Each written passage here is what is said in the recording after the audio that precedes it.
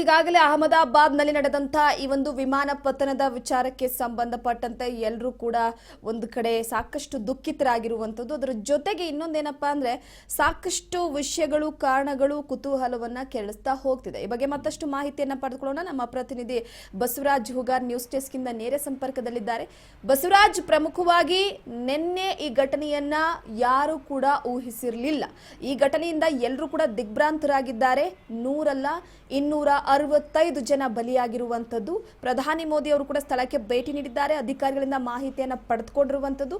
ಈ ಬಗ್ಗೆ ಮಾಹಿತಿ ಕೊಡೋದಾದ್ರೆ ರೂಪಾ, ನಿನ್ನೆ ಗುಜರಾತ್ನ ಅಹಮದಾಬಾದ್ನ ಮೇಘಾನಿ ಪ್ರದೇಶದಲ್ಲಿ ನಡೆದಿರ್ತಕ್ಕಂಥ ವಿಮಾನ ದುರಂತ ಇದು ದೊಡ್ಡ ಮಟ್ಟದಲ್ಲಿ ಕೂಡ ಭಾರತದ ದೇಶದ ಜನತೆ ಆಘಾತ ಕೂಡ ಉಂಟು ಮಾಡಿದೆ. ಯಾಕಂತಂದರೆ ಭಾರತದ 2ನೇ ಅತಿ ದೊಡ್ಡ ವಿಮಾನ ದುರಂತ ಒಂದು ಪ್ರಕರಣ ಕೂಡ ಇದಾಗಿರ್ತಕ್ಕಂಥದ್ದು.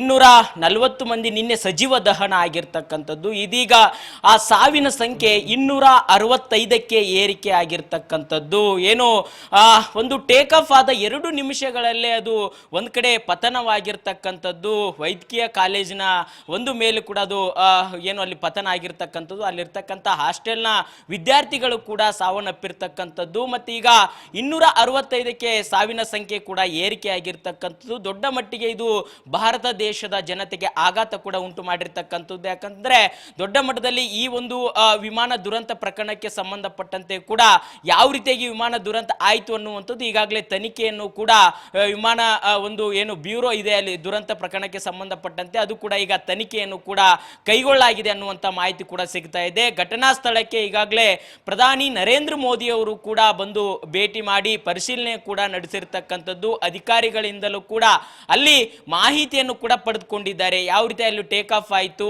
ಅಲ್ಲಿಂದ ಮೇಘಾನಿ ಪ್ರದೇಶಕ್ಕೆ ಬಂದಿರತಕ್ಕಂಥದ್ದು ಯಾವ ರೀತಿಯಾಗಿ ಬಂತು ಅದಿನ್ನೂ, ಯಾಕಂತಂದ್ರೆ ಟೇಕ್ ಆಫ್ ಆದ 2 ನಿಮಿಷಗಳಲ್ಲಿ ಅದು ಪತನವಾಗಿರ್ತಕ್ಕಂಥ ಹಿನ್ನೆಲೆಯಲ್ಲಿ ಅಲ್ಲಿ ಆಗಿರ್ತಕ್ಕಂಥ ಕಾರಣಗಳು ಏನು, ಅಲ್ಲಿ ಇರ್ತಕ್ಕಂಥ ಅಧಿಕಾರಿಗಳು ಸರಿಯಾಗಿ ಅದಕ್ಕೆ ವ್ಯವಸ್ಥೆ ಮಾಡಲಿಲ್ವಾ ಅಥವಾ ಅಲ್ಲಿ ಏನ್ ಟೆಕ್ನಿಕಲ್ ಪ್ರಾಬ್ಲಮ್ ಏನಾಗಿತ್ತು ಅನ್ನುವಂಥದ್ದನ್ನು ಕೂಡ ಅಧಿಕಾರಿಗಳಿಂದ ಇಂಚಿಂಚು ಮಾಹಿತಿಯನ್ನು ಕೂಡ ಪ್ರಧಾನಿ ನರೇಂದ್ರ ಮೋದಿ ಅವರು ಆ ಘಟನಾ ಸ್ಥಳಕ್ಕೆ ಹೋಗಿ ಎಲ್ಲವನ್ನು ಕೂಡ ಮಾಹಿತಿ ಪಡೆದುಕೊಂಡಿದ್ದಾರೆ. ಅದಾದ ಬಳಿಕ ಏನು ಆಸ್ಪತ್ರೆ ಗಾಯಾಳುಗಳನ್ನ ಅಲ್ಲಿ ಹಾಕಿರ್ತಕ್ಕಂಥ ಆಸ್ಪತ್ರೆಗೂ ಕೂಡ ಹೋಗಿ ಅಲ್ಲಿ ಕೂಡ ವಿಚಾರಣೆ ಕೂಡ ನಡೆಸಿರ್ತಕ್ಕಂಥದ್ದು. ಇದಾದ ಬಳಿಕ ಈಗ ಪ್ರಧಾನಿ ನರೇಂದ್ರ ಮೋದಿ ಅವರು ಈ ಬಗ್ಗೆ ಅಂದ್ರೆ ಈ ಘಟನೆ ಆಗಿರ್ತಕ್ಕಂಥ ಹಿನ್ನೆಲೆಯಲ್ಲಿ ಅಧಿಕಾರಿಗಳ ಜೊತೆ ಕೂಡ ಒಂದು ಸಭೆಯನ್ನು ಕೂಡ ಮಾಡಲಿದ್ದಾರೆ ಅನ್ನುವಂತಹ ಮಾಹಿತಿ ಕೂಡ ಸಿಗ್ತಾ ಇದೆ. ಯಾಕಂತಂದ್ರೆ ಭಾರತದ 2ನೇ ಅತಿ ದೊಡ್ಡ ವಿಮಾನ ಒಂದು ದುರಂತ ಪ್ರಕರಣ ಇದಾಗಿರ್ತಕ್ಕಂಥದ್ದು. ಹಾಗಾಗಿ 265 ಜೀವಗಳನ್ನ ಬಲಿ ತೆಗೆದುಕೊಂಡಿರ್ತಕ್ಕಂಥ ಈ ಒಂದು ದುರಂತ ಪ್ರಕರಣಕ್ಕೆ ಸಂಬಂಧಪಟ್ಟಂತೆ ದೊಡ್ಡ ಮಟ್ಟದಲ್ಲಿ ಕೂಡ ತನಿಖೆ ಆಗಬೇಕು. ಇದಕ್ಕೆ ಕಾರಣ ಏನು ಅನ್ನುವಂಥದ್ದು ಕೂಡ ಬಹು ದೊಡ್ಡ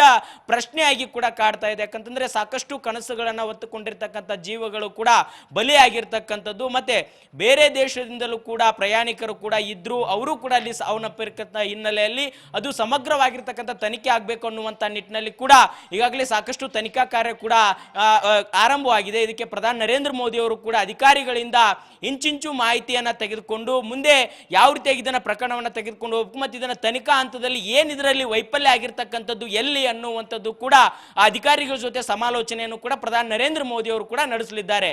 ರೂಪಾ, ಅದೃಷ್ಟ ಇದ್ರೆ ಯಾವ ದೊಡ್ಡ ದುರಂತ ಆದರೂ ಕೂಡ ಪಾರಾಗಬಹುದು ಅನ್ನೋದಕ್ಕೆ ಸಾಕ್ಷಿಯಾಗಿ ಓರ್ವ ಮಾತ್ರ ಇದರಲ್ಲಿ ಬಚಾವಾಗಿರುವಂಥದ್ದು. ಒಂದು ಸಾಕಷ್ಟು ಬೇಸರದ ವಿಚಾರ, ಮೆಡಿಕಲ್ ವಿದ್ಯಾರ್ಥಿಗಳು ಕೂಡ ಸಾವನ್ನಪ್ಪಿರುವಂಥದ್ದು. ಎಲ್ಲೋ ಒಂದು ಕಡೆ ಇದರ ಜೊತೆಗೆ ನಾವು ವಿಮಾನ ದುರಂತದಲ್ಲಿ ಮಡಿದವರ ಜೊತೆಗೆ ಈ ಮೆಡಿಕಲ್ ಸ್ಟೂಡೆಂಟ್ಸ್ಗಳನ್ನು ಕೂಡ ನೆನಪು ಮಾಡ್ಕೊಳ್ಬೇಕಾಗುತ್ತೆ. ಜೀವನದ ಕೆಲವೊಂದಿಷ್ಟು ಕನಸನ್ನ ಕಟ್ಕೊಳ್ಬೇಕಾಗಿರುವಂತಹ ಸಂದರ್ಭದಲ್ಲಿ ಈ ಒಂದು ಅವಘಡಕ್ಕೆ ಬಲಿಯಾಗಿರುವಂಥದ್ದು ಬೇಸರದ ವಿಚಾರ.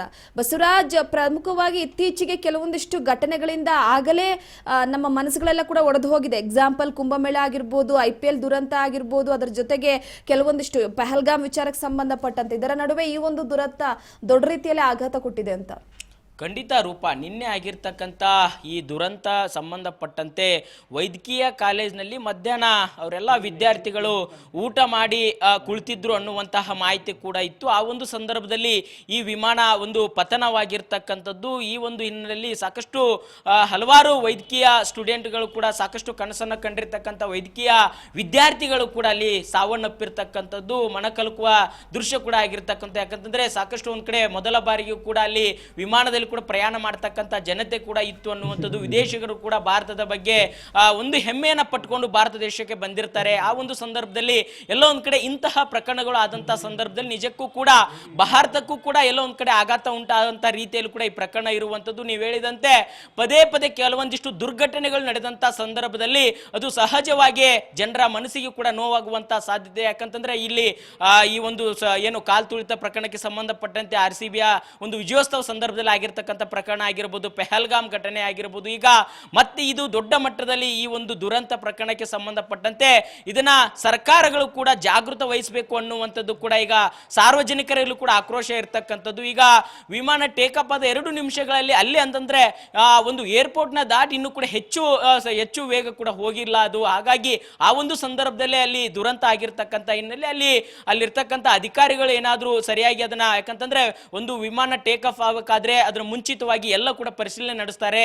ಅಲ್ಲಿ ಎಲ್ಲ ಪೈಲಟ್ ಕೂಡ ಓಕೆ ಅಂದ ಮೇಲೆ ಅದನ್ನ ಟೇಕ್ ಆಫ್ ಆಗ್ಲಿಕ್ಕೆ ಕೂಡ ಅನುಮತಿಯನ್ನು ಕೊಡ್ತಾರೆ. ಆದ್ರೆ ಇಷ್ಟೆಲ್ಲಾ ಒಂದು ಮುನ್ನೆಚ್ಚರಿಕೆ ಕ್ರಮಗಳನ್ನು ತೆಗೆದುಕೊಂಡ್ರು ಸಹಿತ ಯಾಕೆ ಈ ದುರಂತ ಆಯಿತು ಅನ್ನುವಂತ ಪ್ರಶ್ನೆಗಳು ಕೂಡ ಕಾಡ್ತವೆ. ಅಲ್ಲಿ ಅಧಿಕಾರಿಗಳ ಎಡವಟ್ಟ, ಯಾವ ರೀತಿಯಾಗಿ ಅಲ್ಲಿ ಟೆಕ್ನಿಕಲ್ ಏನ್ ಪ್ರಾಬ್ಲಮ್ ಆಗಿತ್ತು ಅನ್ನುವಂಥದ್ದನ್ನು ಕೂಡ ತೆಗೆದುಕೊಳ್ಬೇಕು. ಯಾಕಂತಂದ್ರೆ ಮುಂದೆ ಈ ರೀತಿಯಾಗಿರ್ತಕ್ಕಂಥ ಘಟನೆ ಆಗ್ಲಾರ್ದಂತೆ ಎಚ್ಚರಿಕೆಯನ್ನ ವಹಿಸಬೇಕು ಅನ್ನುವಂಥದ್ದು ಕೂಡ ಸಾಕಷ್ಟು ಈಗಾಗಲೇ ವಿಪಕ್ಷಗಳು ಕೂಡ ಸರ್ಕಾರಕ್ಕೆ ಒಂದು ಆಗ್ರಹ ಕೂಡ ಮಾಡ್ತಾ ಇದ್ದಾವೆ. ಇದು ಸಮಗ್ರವಾಗಿರ್ತಕ್ಕಂಥ ತನಿಖೆ ಆಗಬೇಕು ಅನ್ನುವಂತಹ ನಿಟ್ಟಿನಲ್ಲಿ ಈಗಾಗಲೇ ಕಾಂಗ್ರೆಸ್ ಪಕ್ಷದ ನಾಯಕರು ಕೂಡ ಒಂದು ಆಗ್ರಹ ಕೂಡ ಮಾಡಿರ್ತಕ್ಕಂಥದ್ದು. ಹಾಗಾಗಿ ಇಂತಹ ಒಂದು ಘಟನೆ ಸಂಬಂಧಪಟ್ಟಂತೆ ಕೇಂದ್ರ ಸರ್ಕಾರ ಕೂಡ ಹೆಚ್ಚಿನ ಒಂದು ಗಮನ ಹರಿಸಿ ಇದನ್ನ ಸೂಕ್ತವಾಗಿ ತನಿಖೆ ನಡೆಸಿ ಮುಂದೆ ಇಂತಹ ಘಟನೆ ಆಗ್ಲಾರ್ದಂತೆ ಮುನ್ನೆಚ್ಚರಿಕೆ ವಹಿಸಬೇಕಾಗಿದೆ. ರೂಪಾ, ನೋಡಿ, ಎಲ್ಲೋ ಒಂದು ಕಡೆ ಕನಸು ಕಸಿದಂತಹ ವಿಚಾರಕ್ಕೆ ಸಂಬಂಧಪಟ್ಟಂತೆ ಎಲ್ಲೋ ಒಂದು ಕಡೆ ಮೊದಲೇ ತಾಂತ್ರಿಕ ದೋಷ ಏನಾದರೂ ಪತ್ತೆಯಾಗಿತ್ತ ಅಂತ ನೋಡಿ. ರೂಪಾನಿ ಅವರು ಸಾವನ್ನಪ್ಪಿದಂಥ ವಿಮಾನ ದುರಂತದಲ್ಲಿ ಸಾವನ್ನಪ್ಪಿದಂಥ 2ನೇ ಮುಖ್ಯಮಂತ್ರಿಯಾಗಿದ್ದಾರೆ. ಮೊದಲು ಬಲವಂತರಾಯ್ ಮೆಹ್ತಾ ಅವರು ಇದೇ ರೀತಿಯಾಗಿ ಫ್ಲೈಟ್ ದುರಂತದಲ್ಲಿ ಸಾವನ್ನಪ್ಪಿದ್ರು. ಅದಾದ ನಂತರವಾಗಿ ಈಗ ರೂಪಾನಿ ಅವರು. ಸೊ ಇದೇ ವಿಚಾರಕ್ಕೆ ಸಂಬಂಧಪಟ್ಟಂತೆ ಸೋಷಿಯಲ್ ಮೀಡಿಯಾದಲ್ಲೂ ಕೂಡ ಕೆಲವೊಂದಿಷ್ಟು ಜೊತೆ ವಿಕೃತಿಯನ್ನ ಮೆರಿತಾ ಇದ್ದಾರೆ. ಕೆಲವೊಂದಷ್ಟು ಬೇರೆ ರೀತಿಯಲ್ಲೇ ಊಹೆಯನ್ನ ಕೂಡ ವ್ಯಕ್ತಪಡಿಸಲಾಗ್ತಾ ಇದೆ. ಸೊ ಇಲ್ಲಿ ಸಾವನ್ನಪ್ಪಿರುವಂತಹ ವಿಚಾರಕ್ಕೆ ಸಂಬಂಧಪಟ್ಟಂತೆ ಹೃದಯ ಒಡೆದು ಹೋಗಿದೆ ಕೆಲವೊಂದಿಷ್ಟು ಜನರಿಗೆ. ಆದ್ರೆ ಇಂತಹ ಸಂದರ್ಭದಲ್ಲಿ ಕೂಡ ವಿಕೃತಿ ಮೆರೆಯುವಂತಹ ಮನಸ್ಸುಗಳು ಜಾಸ್ತಿ ಆಗಿರುವಂತದ್ದು ಬೇಸರದ ಸಂಗತಿ. ಬಸವರಾಜ್, ರೂಪಾ, ಒಂದು ಜನರು ಅಂತಂದ್ರೆ ಒಂದು ದೇಶದಲ್ಲಿ ಕೂಡ ಹಲವಾರು ರಾಜ್ಯಗಳಲ್ಲಿ ಹಲವಾರು ವಿವಿಧ ರೀತಿಯಲ್ಲ ಯೋಚನೆಯನ್ನ ಮಾಡ್ತಕ್ಕಂಥ ಜನರು ಕೂಡ ಇರುವಂಥದ್ದು. ಇಂತಹ ಘಟನೆ ಆದಾಗ ಸಹಜವಾಗಿ ಅಲ್ಲಿ ಆಗಿರ್ತಕ್ಕಂಥ ಸಮಸ್ಯೆ ಏನು ಅನ್ನುವಂಥದ್ದನ್ನು ನಾವು ನೋಡಬೇಕು. ಮತ್ತೆ ಅಲ್ಲಿ ಆಗಿರ್ತಕ್ಕಂಥ ಪ್ರಕರಣ ಏನಿದೆ ಅನ್ನುವಂಥದ್ದನ್ನು ಕೂಡ ಗಮನ ಹರಿಸಿ ನಾವೇನೇ ಮಾತನಾಡಬೇಕಾದ್ರೂ ಅಥವಾ ಸೋಷಿಯಲ್ ಮೀಡಿಯಾಗಳಲ್ಲಿ ಏನೇ ಒಂದು ನಾವು ಪೋಸ್ಟ್ ಮಾಡಬೇಕಾದ್ರೂ ಕೂಡ ಅದರ ಬಗ್ಗೆ ನಾವು ಎಚ್ಚರ ವಹಿಸಬೇಕಾಗುತ್ತೆ. ಒಂದು ಮನುಷ್ಯತ್ವ ಕೂಡ ಇರಬೇಕಾಗುತ್ತೆ. ಆದ್ರೆ ಕೆಲವೊಂದಿಷ್ಟು ಇಂತಹ ಘಟನೆ ಆದಾಗ ಪರ ವಿರೋಧಗಳು, ಅದು ಒಂದು ಪ್ರಕರಣಕ್ಕೆ ಸಂಬಂಧ ಟೆಕ್ನಿಕಲ್ ಪ್ರಾಬ್ಲಮ್, ಅಲ್ಲಿರ್ತಕ್ಕಂಥ ಅಧಿಕಾರಿಗಳ ಎಡವಟ್ಟ ಅಥವಾ ಏನೆಲ್ಲ ಸಮಸ್ಯೆ ಆಗಿದೆ ಅನ್ನುವಂಥದ್ದನ್ನ ಸರ್ಕಾರಗಳು, ತನಿಖಾ ಸಂಸ್ಥೆಗಳು ಅದನ್ನ ಗಮನ ಹರಿಸಬೇಕು. ಅದಕ್ಕೆ ವಿಪಕ್ಷಗಳು ಆಗ್ರಹ ಮಾಡಬೇಕು. ಆದ್ರೆ ಕೆಲವೊಂದಿಷ್ಟು ನೀವು ಹೇಳಿದಂತೆ ಕೆಲವೊಂದಿಷ್ಟು ಜನರು ಒಂದು ಸೋಷಿಯಲ್ ಮೀಡಿಯಾಗಳಲ್ಲಿ ಅವ್ರದೇ ಆಗಿರ್ತಕ್ಕಂಥ ಟೀಕಾ ಟಿಪ್ಪಣಿಗಳನ್ನ ಹಾಕ್ತಾರೆ. ಆದ್ರೆ ಅಲ್ಲಿ ಆಗಿರ್ತಕ್ಕಂಥ ಘಟನೆ, ಸಾವಿನ ಘಟನೆಗೂ ಕೂಡ ಇವರು ಟೀಕಾ ಟಿಪ್ಪಣಿ ಮಾಡುವಂಥದ್ದು ಎಷ್ಟರ ಮಟ್ಟಿಗೆ ಸರಿ ಅನ್ನುವಂಥದ್ದು ಕೂಡ ಇಲ್ಲಿ ಚರ್ಚೆಗೆ ಗ್ರಾಸವಾಗುವಂಥದ್ದು. ಹಾಗಾಗಿ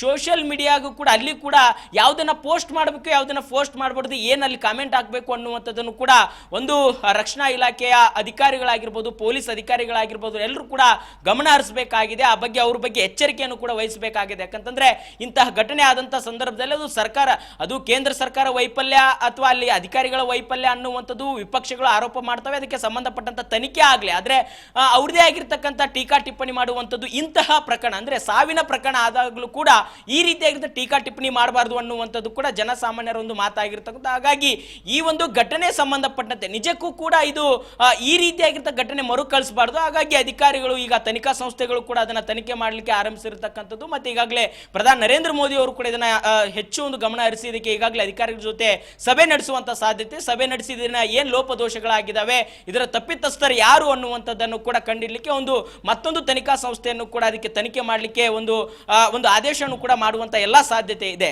ರೂಪಾ, ಥ್ಯಾಂಕ್ ಯು ನಿಮ್ಮೆಲ್ಲ ಮಾಹಿತಿಗಾಗಿ. ಬಸವರಾಜ್, ಪ್ರಮುಖವಾಗಿ ನೋಡಿ ಸದ್ಯದ ಮಟ್ಟಿಗೆ ತಜ್ಞರು ವ್ಯಕ್ತಪಡಿಸ್ತಾ ಇರುವಂಥದ್ದು ಕೆಲವೊಂದಿಷ್ಟು ವಿಚಾರವನ್ನ ನೋಡ್ತಾ ಇದ್ರೆ ಒಂದು ಟೇಕ್ ಆಫ್ ಆಗುವಂಥದ್ದು ಅಸಹಜವೇ ಇತ್ತು. ಆದರೆ ಈ ಕೆಲವೊಂದಿಷ್ಟು ಸ್ಪೇರ್ ಪಾರ್ಟ್ಸ್ ಆಗಿರ್ಬೋದು, ಹಾಗೆ ಈ ವಿಮಾನ ಹಾರಾಟದ ಸಂದರ್ಭದಲ್ಲಿ ಅದರ ಸ್ಥಿತಿಗತಿ ಹೇಗಿತ್ತು ಅನ್ನುವಂಥದ್ದನ್ನ ಕೆಲವೊಂದಿಷ್ಟು ರೀತಿಯಲ್ಲಿ ಆಲೋಚನೆ ಮಾಡಲೇಬೇಕಾಗುತ್ತೆ. ಸೊ ಆದರೆ ಈಗ ಸದ್ಯದ ಮಟ್ಟಿಗೆ ಸಾಕಷ್ಟು ಕಾರಣಗಳು, ಸಾಕಷ್ಟು ವಿಚಾರಗಳು ನಮ್ಮ ತಲೆ ತಲೆಗೆ ಬರಬಹುದು. ಘಟನಾ ಸ್ಥಳದ ಯಾವ ವಿಚಾರವಾಗಿ ಅಲ್ಲಿ ಏನಾಯ್ತು, ಏನು ಯಾವ ರೀತಿಯಾಗಿ ಸಂಭವಿಸ್ತು ಅಂತ. ಆದ್ರೆ ಪ್ರತಿಯೊಬ್ಬರ ಪ್ರಯಾಣಿಕರ ಕಹಾನಿಯೇ ಬೇರೆ ಇದೆ. ಪ್ರತಿಯೊಬ್ಬರ ಪ್ರಯಾಣಿಕರ ಆ ಹಿಂದಿನ ಕಹಾನಿಯನ್ನ ಕೇಳ್ಬಿಟ್ರೆ ಎಲ್ಲರ ಕಣ್ಣಂಚಲ್ಲಿ ಕೂಡ ನೀರು ಬರುತ್ತೆ. एक तरह से भरोसा दिलाया पीएम मोदी ने कि उनका कुशल से पीएम मोदी ने और डिटेल